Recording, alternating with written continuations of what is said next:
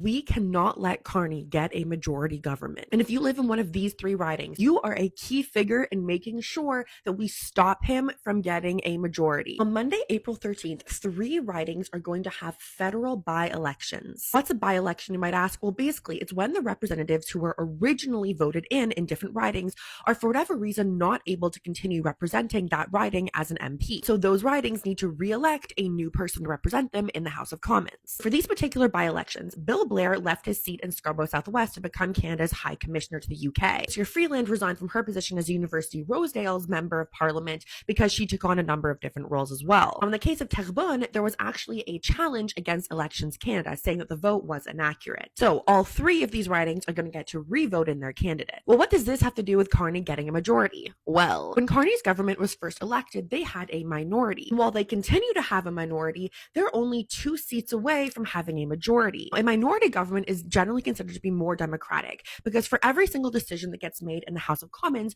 you have votes from different parties and there is healthy debate about whatever bill is trying to be put through. In a majority government, however, the government can put through basically whatever bills they want without having to convince other parties to be on side, meaning that they have essentially unchecked power. In only 4 months in government, Carney has managed to convince 4 members of other parties to cross the floor or to become Liberal representatives. And the way that he's done this lacks transparency. But given how embedded this government is with big business, it seems like they probably sweetened the pot, shall we say, to get these people to move over to the Liberals. In combination with the fact that this government is incredibly conservative, so a lot of right-wing conservative MPs have been pretty happy to move over to Carney. Given that Carney is trying to run our country like he's the CEO and we're a business, it's pretty on brand that he would be pushing so heavily for a majority government. If Carney were to achieve a majority government, he could continue with even more power as he tries to erode our democracy and put through inhumane bill after inhumane bill. Carney has already shown us that he doesn't give a shit about the public's opinion. He wants to weaken government accountability